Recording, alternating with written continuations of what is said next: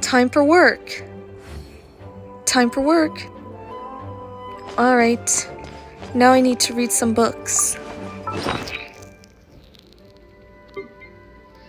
First, I need to read this. Wind, Courage, and Wings. I want this one. Biography of Gundyr. May the gentle breeze of Barbados carry words of enlightenment and deliver them into the gaze of my readers. And may the wind of freedom forever prevail in Mondstadt. The story of the Gander clan begins in legend. 3,000 years ago, during the war between the Lord of the Tower, Debgrin, and the King of the North Wind, Andreas, it was a time when Mondstadt was a frozen wasteland, and Gurinder was about to become the strongest leader her Nandamic clan had ever seen. Gunidur's father, the man then leader of the clan, had once served under Deep Krambien. He served until he found the despotic rule of the aloof and selfish king to be more than he could bear, whereupon he led his clan outside the city, where his ferocious winds howled without mercy. But life in the wasteland beyond the city gates was harsh and unforgiving.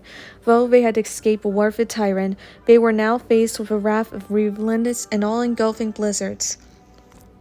Just when all hope seemed lost for a wandering clan, a spear from midst of a bride for winds heard Gunder's prayers. The sincere plea of the clan chief's young daughter joined the people's cry for help, a cry that the blizzard had all but drowned out, and became a faith.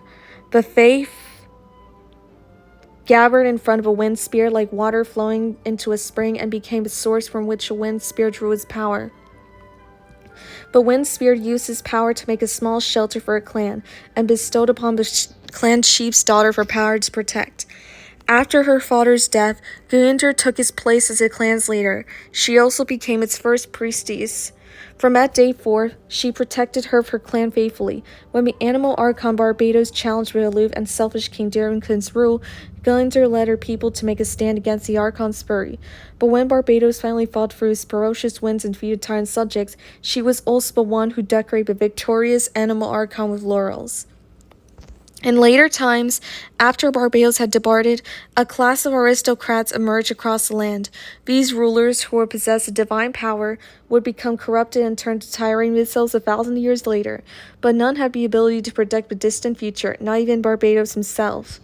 Gurinder's descendants were themselves a prominent clan within the aristocracy, but unlike the evil and scheming Lawrence clan, the Gurinders upheld the legacy of protecting Mondstadt that was enshrined in their model for Mondstadt, as always doing everything within their power to protect its people. During the later struggle to overthrow the aristocracy, they took the side of the mud people of Mondstadt. For this reason, they were spared the sentence of exile that was imposed on the rest of the aristocracy. Today, the Gurinder clan is the source of many brave knights and outstanding clergy members that serve the Knights of Avonius. If history can teach us anything at all about the future, perhaps it is that Gurinder clan will continue honoring the legacy of its ancestors and its duty to the animal Archon to protect Mondstadt, the land and all about it forever. That was a good story. Now, time to clean the floors. Maybe I'll make the purple.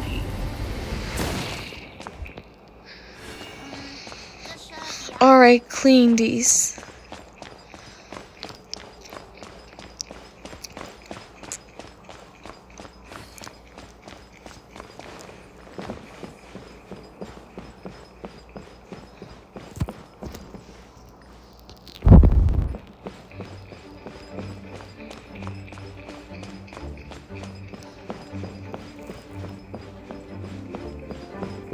Sorry.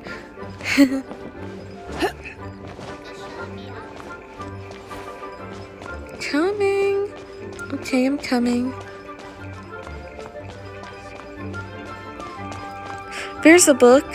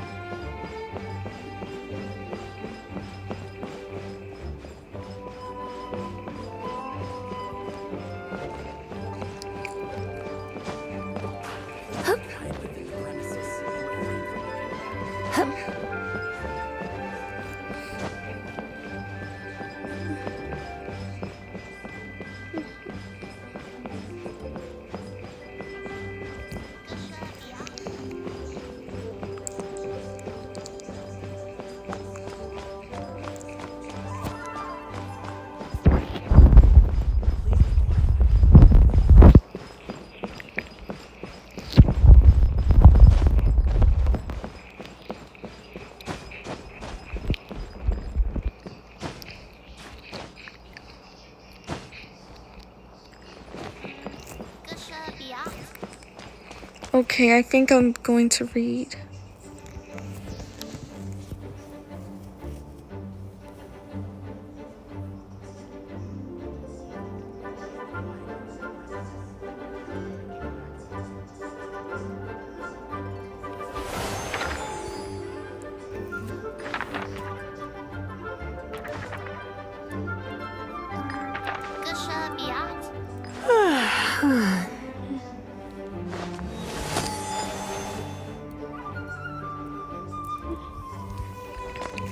Thank you, Lisa.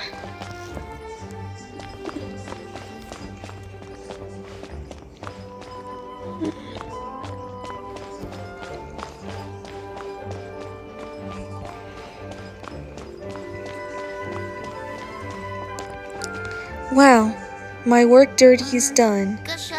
So I think I'm going to end it. Bye.